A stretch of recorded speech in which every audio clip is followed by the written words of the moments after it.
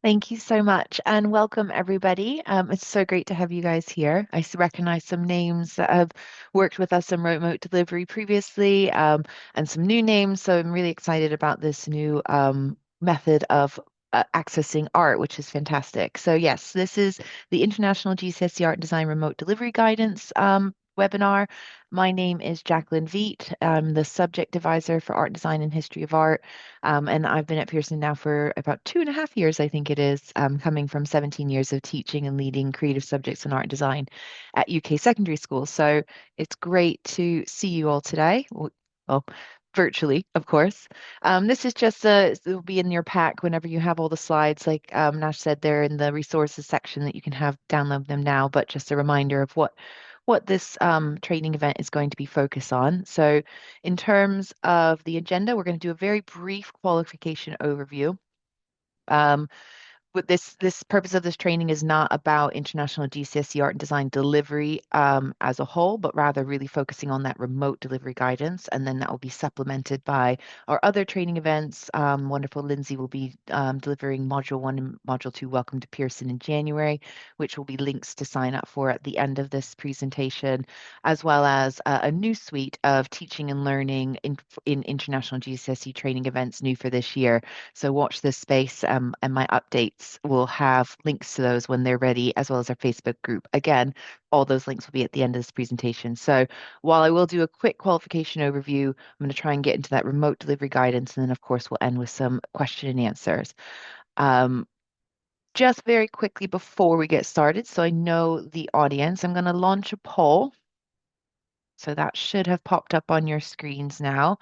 Um, or if not, there is the more button and the polls and quizzes section. But if you could just answer where you're at in your delivery. Are you currently running International GCSE Art Design remotely, fully remotely, including the 10-hour period of sustained focus? And if so, is this your first year or is it something that you've run previously? Is it something that you haven't started, but you're gonna start next year, or is it something you're just exploring? It's you're not sure yet. This is all brand new to you, so that I can just make sure I understand kind of the experience and understanding of our delegates that have joined us today, and just make sure that I pitch it right to what you guys need. So yeah, see, that's like we've got a nice mixture of some previous experience, some new delivery for this year, starting next year, as well as some just exploring this as a possible option. So that is fantastic. I'm going to move forward then.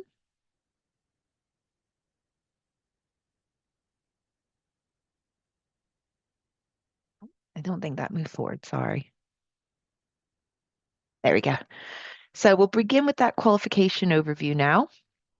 And just we'll brief you on some general guidance, but I also suggest as a first point of call, if you really want to get to grips of how to deliver international GCSE art and design successfully, I would start with some of our bite-sized videos. They're nice, quick dip in, dip out videos, which will be at the end of this presentation, and then that module 1 and 2 training coming up in January, which will be those really in-depth sessions.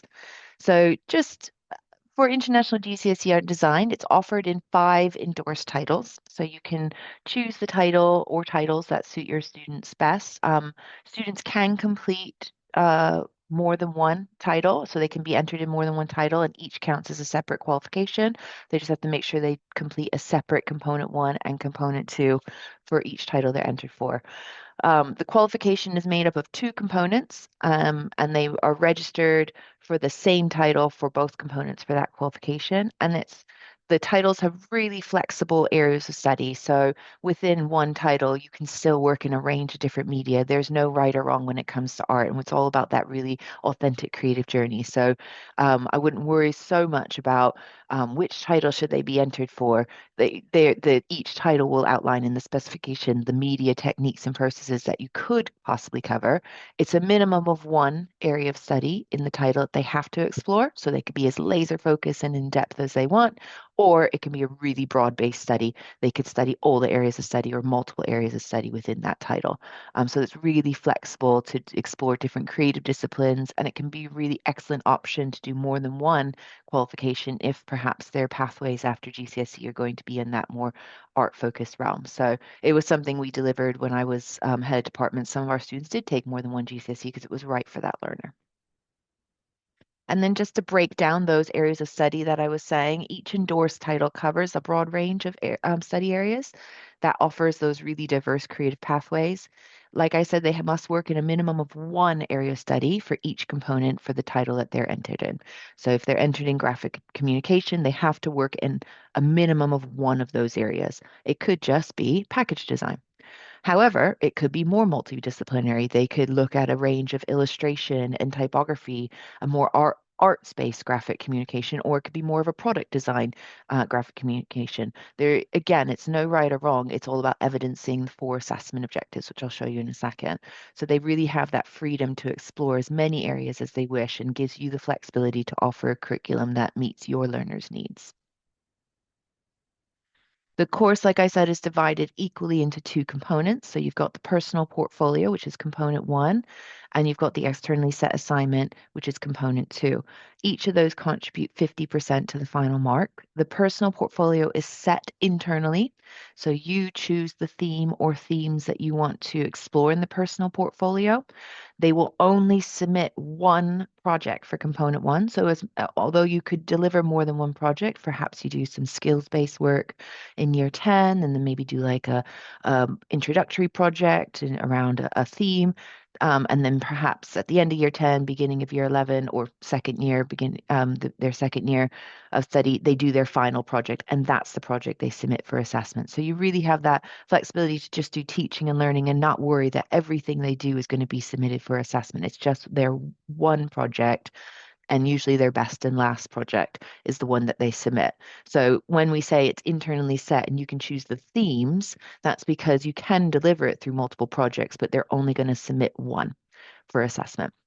And then when it comes to component two, that theme is externally set by Pearson. And then both of those components are externally assessed by our trained examiners in International GCSE. So there's no requirement for internal assessment. When it comes to the component two, they will get a broad-based theme that is released 2nd of January. So those of you delivering it this year in their second year of study, that's coming up the 2nd of January. My December update will have all the information you need to access that on the 2nd of January. And then you will have a period of preparatory studies where they make artwork in preparatory, kind of preparing, researching, experimenting, planning, and then during a 10-hour period of sustained focus under exam conditions at the end of that project is when they make their final outcomes for that theme. The theme is always a broad-based theme, so really students can go the direction they want within that. And we've got some really good component two bite-sized videos that I recommend watching, especially if you're coming up to delivery of that component in January. The deadline then for digital submission for both components, both component one and component two for that external assessment is the 31st of May at the end of the course. So there's nothing to submit in their first year of the course. Also, I've also had centers deliver as a one-year course. So whichever year they are certificating and finishing the course, that's the deadline is 31st of May, both component one and component two. So that means you can make your component one deadline whenever you would like to have it. It could be before component two starts because you just want them to focus on component two.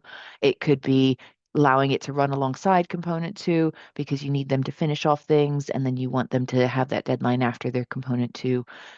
Whenever you want to have component one deadline, it's up to your center.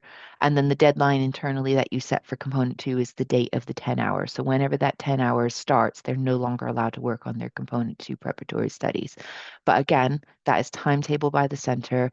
You can choose when you're going to have that 10 hours, a maximum of 4 sessions over 3 consecutive weeks. You can break it up as much as you need to. I used to deliver it as 2 5-hour days with their normal break as lunch. So that would just count as 2 sessions. However, some of my learners would struggle with those longer time periods. So I would break it into smaller chunks. Maybe they would come in, do about 3 hours one day, and then come back the next day and do maybe another 3 hours that day. So it was really catered to their individual needs. So you can have different sessions for different learners as well. And then when you submit that work, it's going to be on our online platform for learner work transfer. So you've got lots of time to make sure that you've got both of those components finished before that deadline because there's no then requirement for you to internally assess and submit marks like you would in, say, a GCSE or an A level, which is internally marked by the center. Both of those components follow the same structure. So they're going to build a portfolio by investigating and developing ideas. They're going to refine their work through experimentation. They're going to record observations and they're going to create final outcomes that realize their intentions. That is the structure for both component one and component two. And both components are assessed against the same four assessment objectives, which reflect that creative process. Like I said with the component one, you've got that flexibility to set whatever theme or themes you want with that one submission of one project. And with component two, it's that broad-based theme, which culminates in that 10-hour period of sustained focus. The nice thing about the component two paper is it does also give a range of visual starting points that students could use for each of the titles. So it's the same theme for every title. And they have a really great paper that on day one, you can just hand that to them. That's your teaching and learning planning done, and they can just start straight from that paper. So you don't have lots of themes to plan for yourself or resources you have to. Equally, you can create your own resources, and they don't have to use our starting points. As long as it fits within that broad-based theme, they're free to do whatever they want. Then these are those four assessment objectives. Like I said, it's 100% externally assessed by the examiners. So students need to evidence all four of those assessment objectives in their portfolios. And if we strip those back to those essential points, they demonstrate a really holistic approach to the creative process and should be engaged with in an authentic and individual way. Students are going to be assessed on their ability to produce a sustained line of inquiry, and the focus is on quality rather than quantity. And you'll see in our exemplar gallery, which I've linked in these slides, there'll be a range of marked learner work across the titles, across the range of performance levels, and some students are able to create a really succinct creative journey in, you know, 6, 7, 8 slides. There will be a maximum submission size when you submit the work, but you don't have to use all those. It's always about quality over quantity and evidencing those four assessment objectives equally because they're equally weighted. And it's, like I said, it's those same assessment objectives for both components. So really making sure that those are fully covered across that line of inquiry.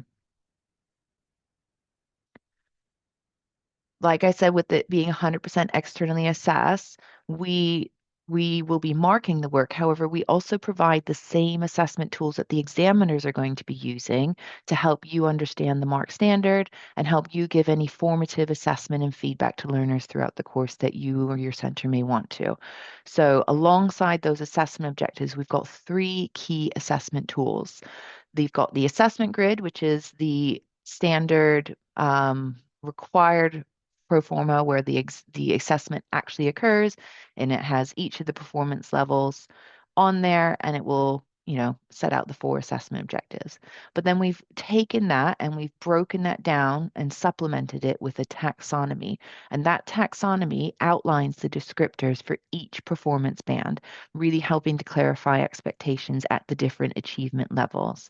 And there will be instructions on that taxonomy about how it is used. So I recommend reviewing that because that's the same instructions that the examiners follow when they're assessing the work. And then in addition to that, you've then got the exemplar gallery, which are those marked examples of student work like the pictures on the slide there. And those are really valuable reference for both students and teachers to understand the standards required as well as inspire creative ideas for their own work. There is no one set formula on how to approach art and design. It is all about that creative process and students following their own individual line of inquiry. So you're not necessarily going to find a portfolio that looks exactly like your student's portfolio. Instead, it's about understanding what the visual characteristics of the work are, which is where that taxonomy and those keywords come into play.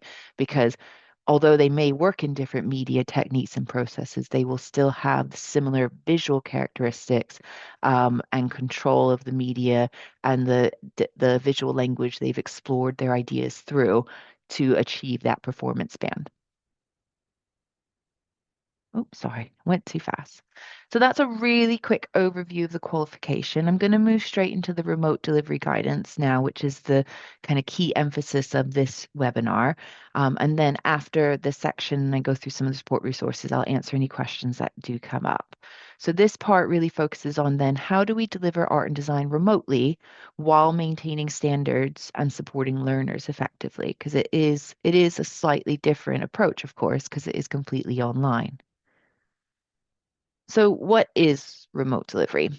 Remote delivery means that the entire course is delivered completely online, including the 10-hour period of sustained focus. This approach opens up opportunities for students who can't attend a center in person for whatever reason that may be. It covers all the endorsed titles, and our goal is to make these qualifications accessible to everyone wherever they are. So, when you are thinking about considering the remote delivery guidance, it's really important to bear in mind that it was written to replicate the experience of learners and the standards and regulations that happen in a brick and mortar school, but in an online space. So it's really vital that you follow this guidance alongside the specification and the administrative support guide, because that is the same requirements that any student entered in this qualification would need to adhere to. Centers are free to choose the platforms that they use for this, as long as that platform suits the context best, your context best, and the requirements are in the guidance are met. So if you have a platform that works really well and can cover all of these requirements, then it is absolutely fine to use. We don't need to authorize the platform use. There's no official kind of platforms that we say you have to use, so that you can use this guidance and really tailor it to the context of your center. To deliver the qualification, obviously your center must be a Pearson approved center first, and have that approval for the International GCSE Art Design qualification as normal. There's no separate approval for remote delivery, since the guidance, like I said, replicates those conditions met by brick and mortar schools, but just in an online space. So by having approval to, as a Pearson approved center running International GCSE Art Design, you can automatically you're approved to run it in a remote delivery space.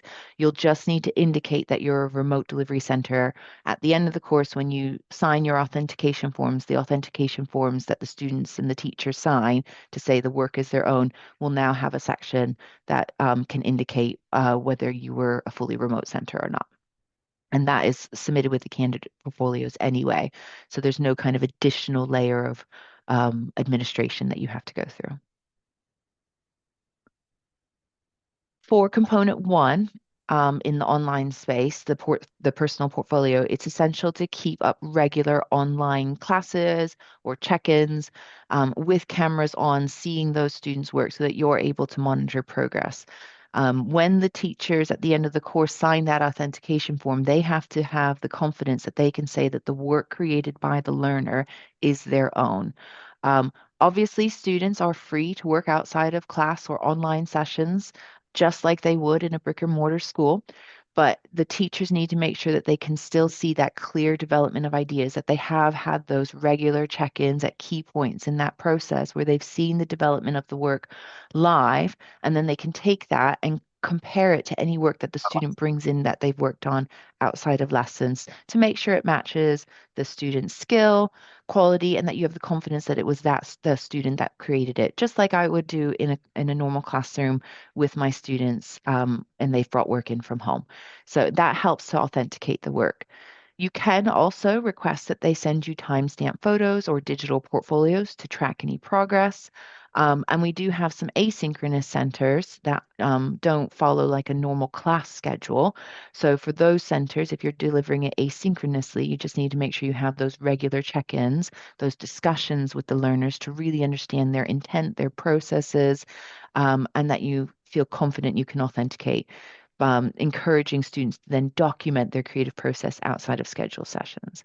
Now, anything that you use to document or authenticate work that's not actually part of the creative process, you don't need to provide as evidence in the portfolios for submission.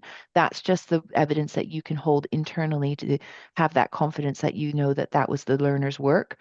And then if for some reason we needed to check something with you or somebody reported malpractice, then you can always provide that evidence at that point. But that's not something you have to submit to us. It's just something you would hold internally, like a brick and mortar school would hold any of their records internally if they needed to provide those.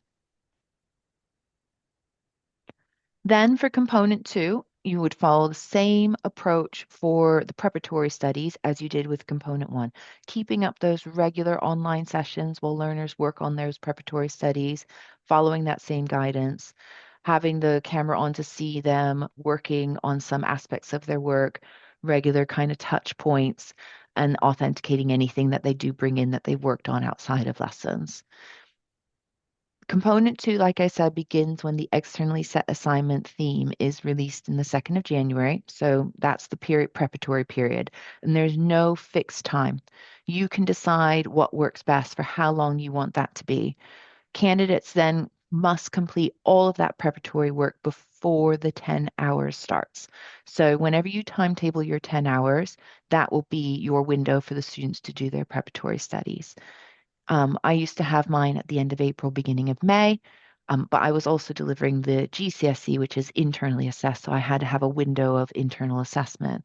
I know some centers will deliver it, middle of May. As long as you have enough time to get all of their portfolios together and submitted on learner work transfer by the 31st of May, you can timetable them when they want. Some centers chose to have it in March because that fit better with their time scales of their school, and then they would allow them to work on component one again afterwards. Whichever approach is absolutely fine, but once that 10 hours starts, component two preparatory studies have finished. Then during that 10-hour period, like I said, is when they create those final outcomes or outcome and realize their intentions from that creative journey that they explored during the preparatory studies. Oops, sorry, too fast. Then when it comes to the actual 10 hours, then there are very specific conditions that need to be followed in the remote delivery space that differ slightly from their normal kind of lessons that they had during component one and their preparatory studies at component two. So the 10-hour period of sustained focus under exam conditions is timetabled by the center. Like I said, maximum 4 sessions over 3 consecutive weeks. And you can break that up however you see fit for your learners. During this time, students can only access their preparatory studies, so they can't have access to any other work, just their own component to preparatory studies.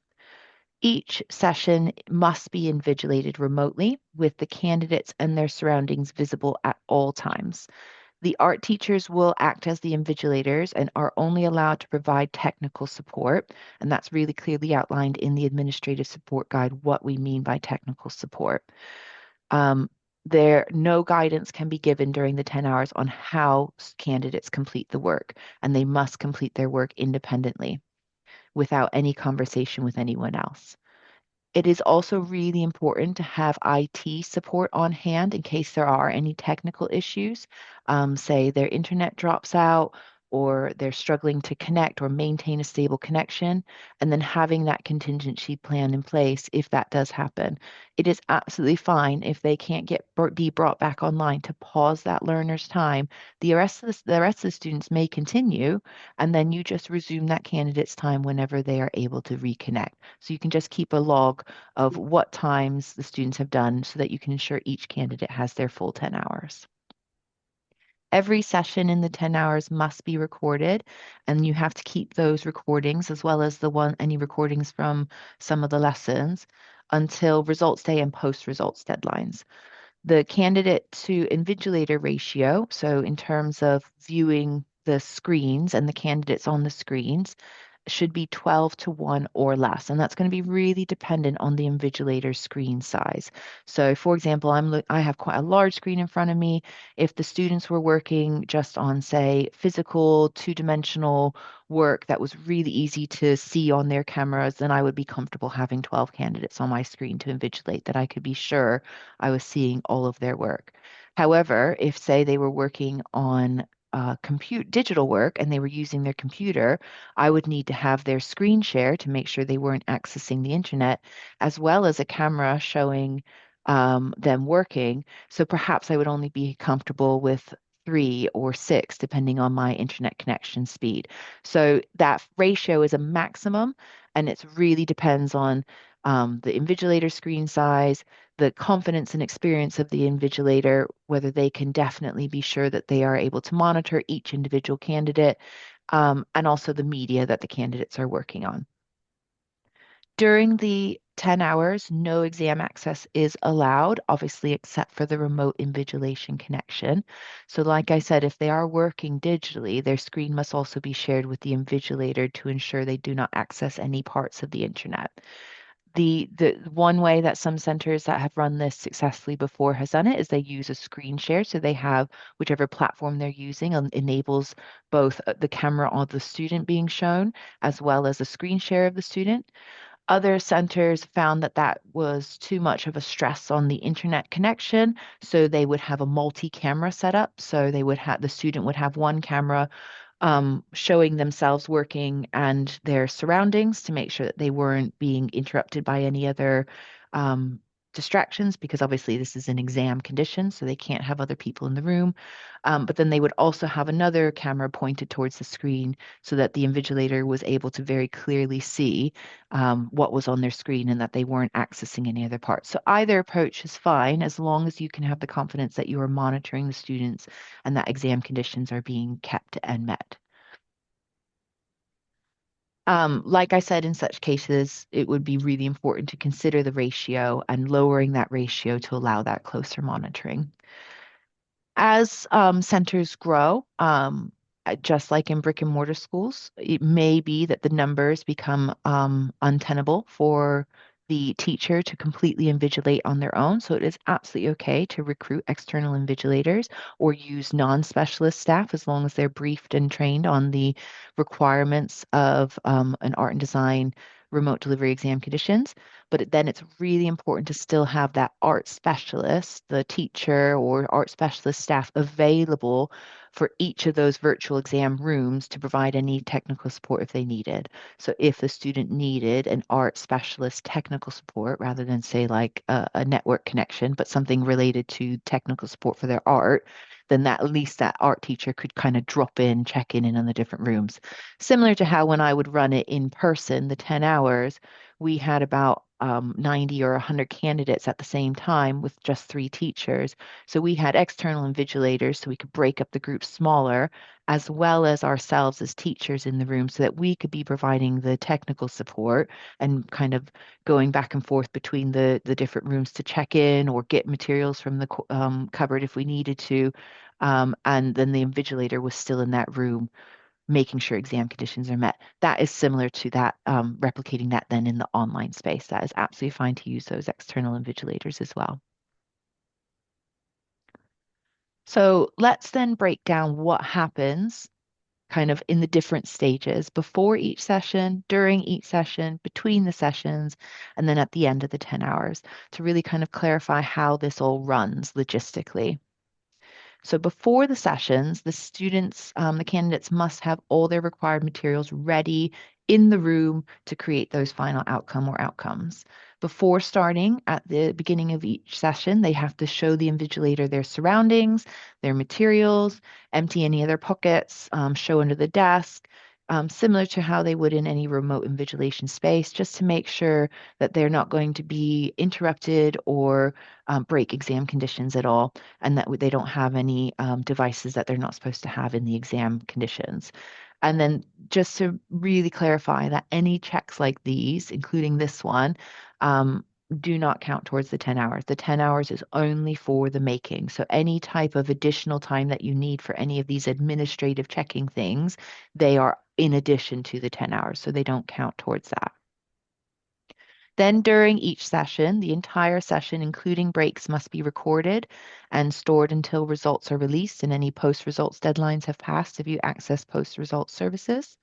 Invigilators must clearly see each candidate, their work, and their surroundings throughout. No guidance is allowed during the session. So they need to have their sound on so that you can make sure that you can hear their surroundings and that they're not getting any guidance at home or wherever their space is. And equally, as invigilators and teachers, we can't give them guidance either. We can only provide that technical support And internet access is absolutely prohibited except for that remote invigilation connection. Now, if you do use online software or cloud storage, it is recommended to try and use an offline version first and foremost. However, we do understand that not all software has that offline version. So if that's not possible, a connection can be enabled for that software only and no other areas of the internet access, but that needs to be really closely monitored and make sure the invigilator is briefed on that.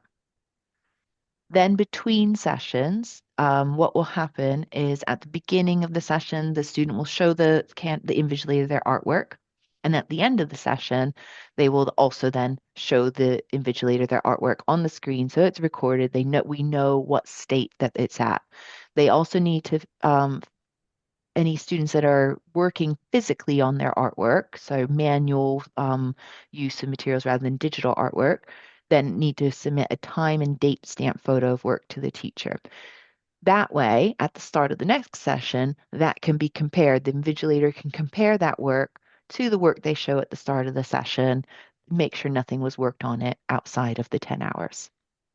If they're working digitally or for any digital work, the teachers just need to make sure they remove any edit access until next session. So say their work is stored in, say, Google Drive or Canva or somewhere, then at the end of the session, they can make sure it's all uploaded. They can resume their internet connection to upload the work. That this part doesn't count towards the 10 hours because it's an administrative part.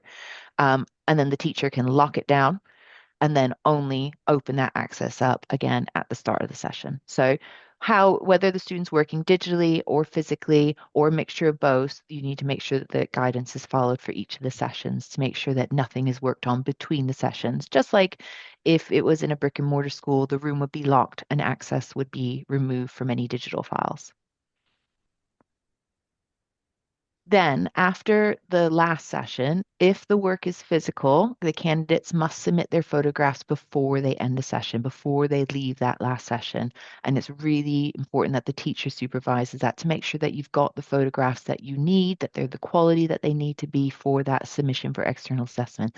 The examiners are only going to be able to assess based on what they can see in the evidence provided. So having those really good quality photographs of that final piece or pieces is really important to be able to show the examiners when they're coming to assessment. So it's really important that last session you build in enough time to do this for each candidate at the end. Again, that doesn't count towards the 10 hours. It would be tacked on at the end. For any digital work, teachers must remove that edit access before the candidate leaves. This includes the preparatory studies as well, because they cannot work on their preparatory studies or their outcomes once the 10 hours is finished, and the teacher checks that quality of images to ensure they're suitable for the external assessment. Like I said, photographing work or getting it ready for submission doesn't count towards the 10 hours, and it can be done at the time after the time is completed.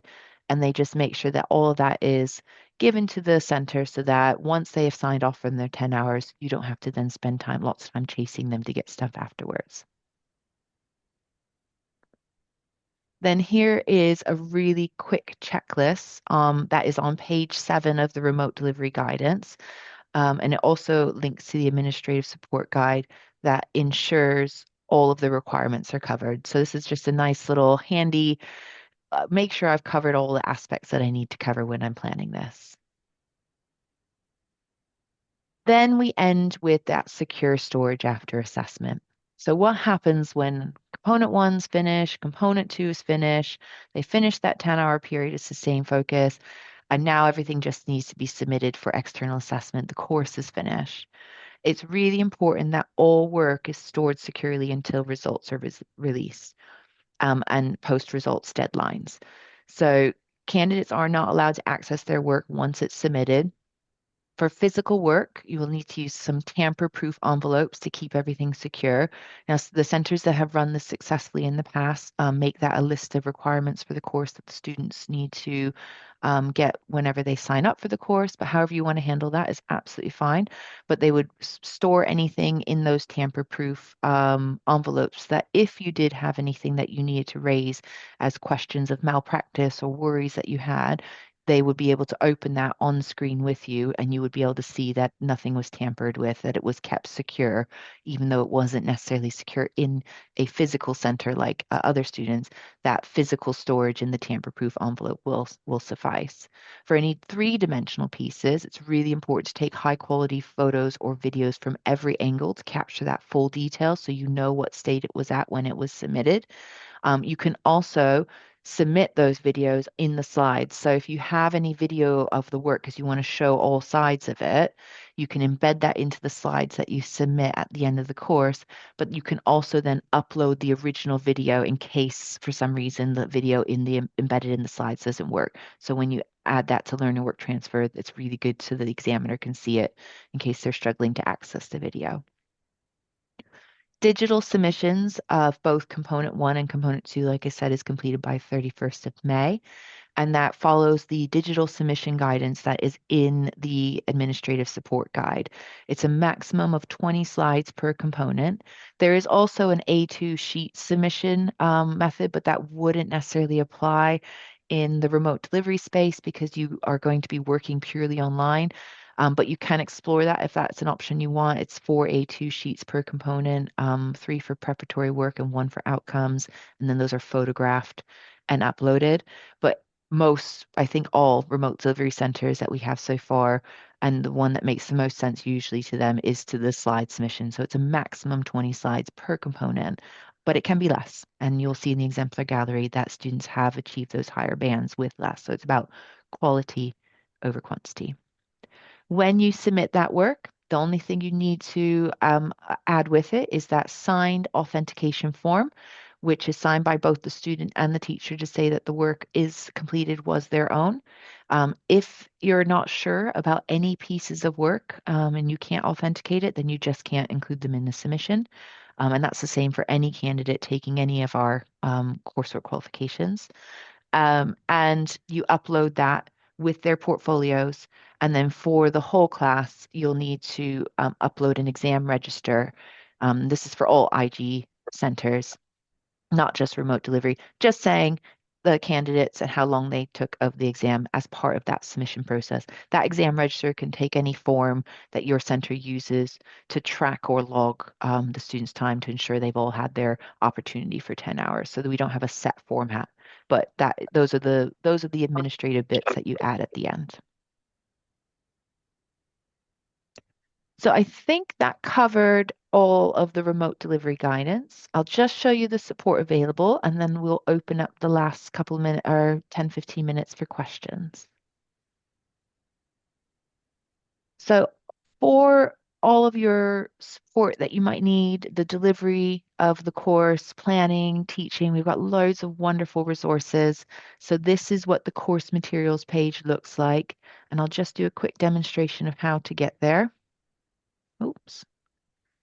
So when you go to the Art, Design, and Media homepage, um, that's where you'll find my monthly updates every month. You can see my December update's been published, and if you're signed up for those, you'll be getting that straight to your inbox probably tomorrow. I think it's going out. You can see here is also the remote delivery guidance for International GCSE Art and Design if you wanted to read a little article about that when we launched it. But on the side is all of our qualifications that we support and International GCSE Art and Design. Oh, I should just go back. If I just go back, I forgot to also mention those bite-sized videos and training videos that I'm going to have on the slide are also on this landing page if you need to find them quickly. And there's also FAQs for different quals if that helps. So I'm just going to go to that International GCSE Art and Design. There's your specification. And then at the top, you've got course materials and you've also got the exemplar gallery that you can go to, or you can access the course materials from the side here. You've got the specification. This is where the papers are going to be published on the 2nd of Jan. This year's will come up under June 2026. You'll also have last year's papers or previous year's papers, the examiner reports, which I highly recommend reading, which talk about what went well and what centers could do better in the future to help with planning. You've got all your administration form, including that authentication form, guidance, there's the administrative support guide, your remote delivery guide, and also we have an artificial intelligence AI guide. And then all of your teaching and learning materials, your assessment materials, um, extra time and frequently asked questions for SEND students, an artist directory where they can look up artists from. It's a great resource with lots of different starting points, all of our past training content that we've run, scheme of work you can follow. Um, the essential guide to component one really helps you fine tune and pick out what to submit as your one project for component one. The contextual references guide is great to give to students because it's different websites they can use to research. Drawing guide, which talks about how you can draw in different media, two-dimensional, three-dimensional media, and also just with different software tutorials, which can also be really helpful in the online space, in any space for students doing digital art. So that's the course materials. I just go back to my slides. Then we've got our bite-sized videos, which I showed you on that main landing page you can easily access. If I go back to the art and design landing page, let's go to my shortcut. That's probably easier. So here's the main art and design landing page. And here you can see all of the videos are linked. This is the bite-sized video playlist. And you can see there's just lots of different videos on how you can evidence the different assessment objectives holistically, um, how you could draw in 3D design, graphic communication, photography, our component two, bite-sized videos, different administration. You've got our past training, welcome to Pearson, you can access, exam insights, lots of different support on that playlist. And if I just go back to our slides.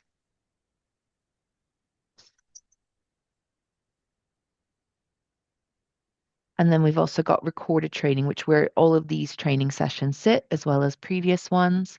If I just show you that very quickly, we've got some new ones that have been added since I screenshotted that. So again, that's on that main art and design landing page.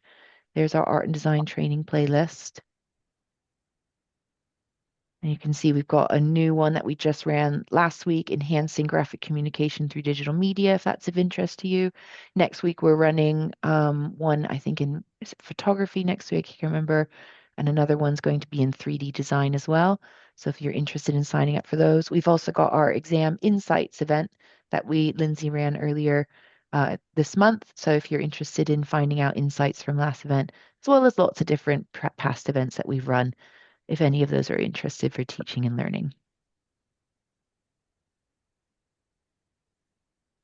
And then you can always stay in touch. So we've got the teaching art and design at pearson.com email. We've got a subject advisor catch up you can sign up for, a 15-minute Teams chat with me if you would like. It is a very popular service, so apologies at some peak times. It's hard to get one really straight away, but lots of centers supporting globally, but there are lots of slots available. So definitely sign up for those if you want to catch up. You can find answers on our support portal. The update I showed you is always really relevant. I highly recommend reading every month because it will have stuff that you need to know relevant to that time of year. And you can sign up for those future updates so they come straight to your inbox. And then we also have our Pearson Edexcel Art and Design Facebook group for teachers and future training events that you can sign up for. So if I just show you those before we go to question and answer. So here is our Facebook group, and I'll pop that link in the chat so that you can join us in there. I personally don't use Facebook myself in a personal level, but in terms of supporting teachers, lots of teachers on there. We've got over 800 members now, and I put people ask questions. I answer questions. You can answer each other. There's a place where you can link up with other centers in the guide section. And I always post any new resources. Not only are they put in my monthly updates, but also you can get the latest news straight away in the Facebook group. And then future Pearson training courses are available on the Professional Development Academy. So if I just go to international, you can see we've got three-dimensional design on the 10th of December if you're interested. photography, digital photography coming up on the 15th of December, and then soon our January dates and February. There's an event in January and February for Module 1 and 2. They'll be available to book on here very soon. That's just been sent out, so it should be on the website by the end of the week. And then we also will be having 3 new training sessions on teaching and learning in International GCSE Art Design. So watch this space. I'll post about them in the Facebook group and in my update whenever those are ready to book. So that is the support that is available and how you can stay in touch. I'm now going to open it up to questions, and I can see some came through in the chat while I was doing that last bit.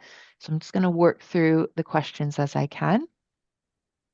So can you add a link to the page? Absolutely. So if I just go, so here is the main art and design page, landing page where everything kind of sits, and that's the portal to get to all of our qualification support, FAQs, links to videos, and the monthly updates. And then also in the slides will be how you can sign up for those updates, but I will pop that in the chat now if that is easier. When we close the event, the chat goes away. So if you didn't get any of the links, they will be in those slides. Should the regular classes be as recorded as well? So it is really good practice to record those. You can record all of them, you can record some of them, as long as you have enough evidence that you can verify that you can authenticate the student's work, then it is really flexible to each center. When it comes to kind of safeguarding and secure storage of those, every center needs to follow their safeguarding policy and their cybersecurity policy. So it's really important those are robust to keep those secure for the learners and that you follow any kind of protocols that are set by your center. We also have a question, are all training events recorded and uploaded to that site? Yes. So anything that we run live, they are usually up there within a month, if not sooner. Just depends on how many training events the training team are handling that month. I think January alone, they ran something like almost 500 events, but they do, we put them up on that website as so you can always access them later. If you have joined a session though, you can just click, say you want to watch this back, or maybe you missed part of the session because you had to drop off for teaching. You can always go into the original email where it has that join link and click on it, and it will take you to a recording. I think that's up by the next day for people who were signed up for that training.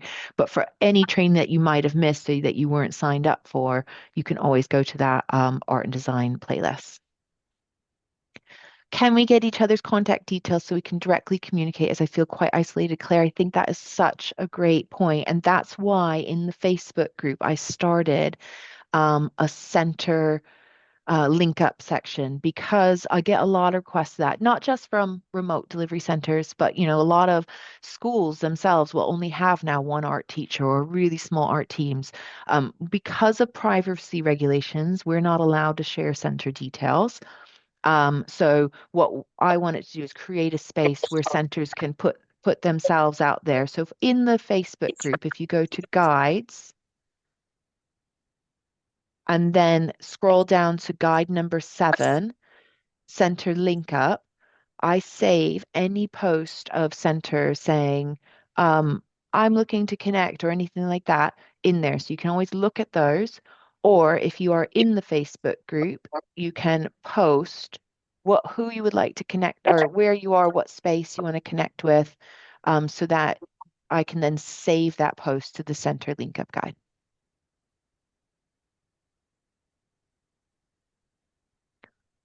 All right. Can you work as an in real life teacher? That was using my gaming technology, my language there, and IGCSE teacher simultaneously. Yes, absolutely. There's no restrictions on how you deliver the qualification. In it, we really want it to just replicate what happens in a physical space, in the online space. So just like you can teach across different centers or different subjects, the same applies to you can teach physically and remotely. Can I ask about the edit access? If online students are using Creative Cloud, all I can do is see work on screen share and get a timestamp. is that sufficient? So is there no way for them to have that locked down? I don't know, Lydia, if you want it to come off mute and just explain a Ah, bit more. it's working, yes. um, no, because they have their own individual Creative Cloud accounts because they're all online.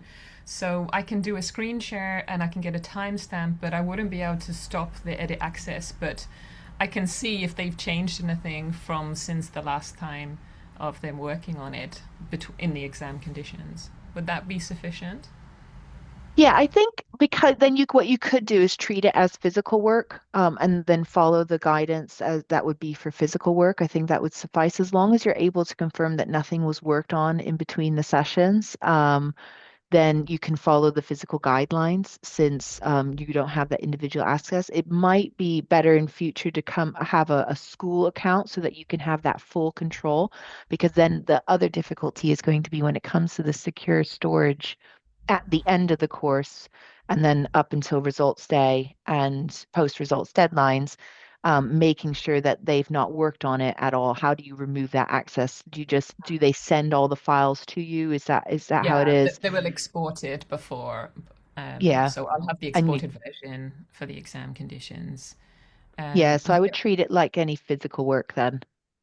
the other question I have is for photography students. I'm guessing that they can't actually, if they're taking photos in exam conditions, they have to be in recorded in the 10 hours or done prior to the exam and then they work on the editing.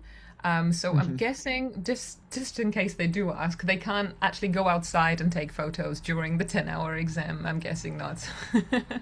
No, and there's actually a really good bite-sized video for component two photography specifically. I recommend watching because that's the same Mm, issue that we have for photography in any center. It's like, what do I do yeah. during the 10 hours? Like, so you're right. They won't be able to re leave the exam conditions. Now, if you were in a brick and mortar school, you could have like an invigilator go outside with them. But that's not going to be possible in an online space. And really, that's not usually best practice during a brick and mortar 10 hours anyway. So what is recommended for photography students or any kind of like digital students that need to have like off like location shoots or anything is that yes, they create those raw photos beforehand and they can use the 10 hours to edit, present, combine, amalgamate, whatever they need to do to realize their intention. So yeah, I recommend that photography bite-sized video. And you can even show it to them as well, because that might help them with ideas of how they plan their time. Great, thank you. Perfect. Any other questions that I can help with before we finish off today? Sorry, one more question. Yeah, go um, for it. could they do something like in a record, like if they're recording the 10-hour exam, can they do like one of those time lapse things where they record every 3 to 5 seconds? Would that be appropriate in case the system cannot handle the amount of recording? Ah, I think it needs to be fully recorded because during those gaps, you don't know if somebody is speaking to them off camera, if that makes sense. Just Okay. like in an physical exam room, you need to make sure that they're not communicating with anyone or giving ideas to anyone. Usually that's between the students themselves. That's always the hardest thing to train out of them.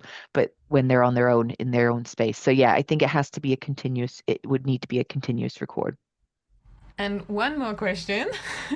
Mhm. Some in the past, some SEN students have requested and been allowed insert. It's a JCQ no normally, but I know in some exams for SEN purposes, some students have been allowed to listen to music with one ear pod or something like this.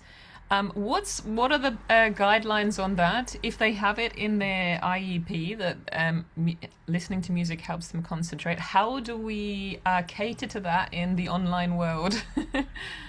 Great question.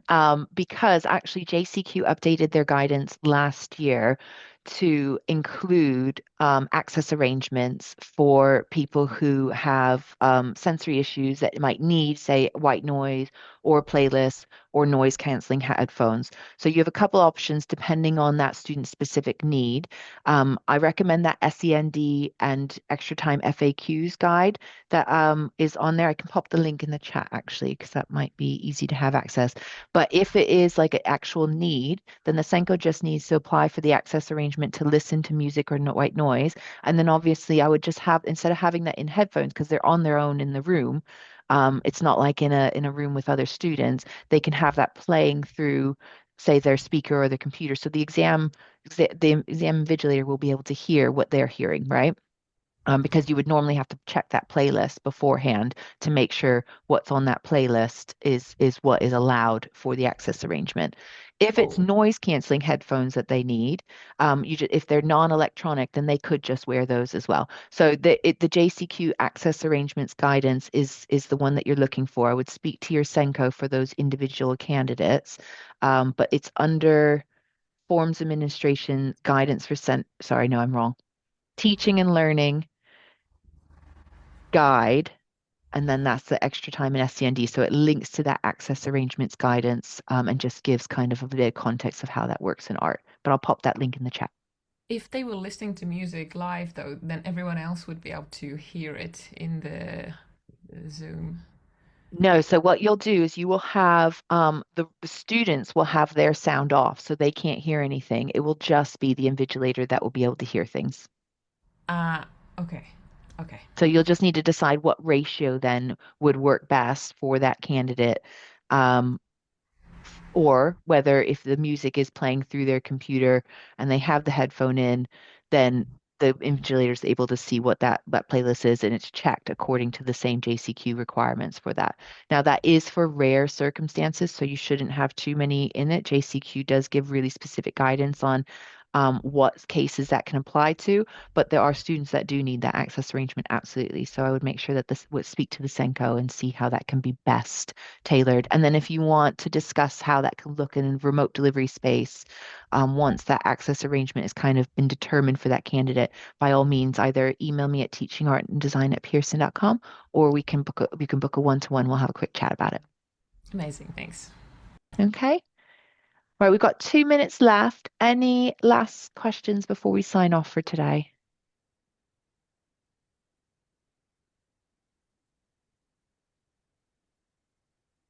I must say, I'm really excited about this approach. It's great because there are students out there in the online space that can't go to a physical center for whatever reason. And my passion is about bringing art to everybody. And now we have a qualification that they can achieve in that online space. So I'm really looking forward to working with you guys. I love to hear any feedback. Any of these kind of nitty-gritty questions are really important as we continue to shape this guidance and make it art accessible to all. So thank you so much for your excellent questions. Continue sending those in, getting feedback, and yeah, looking forward to working with you all.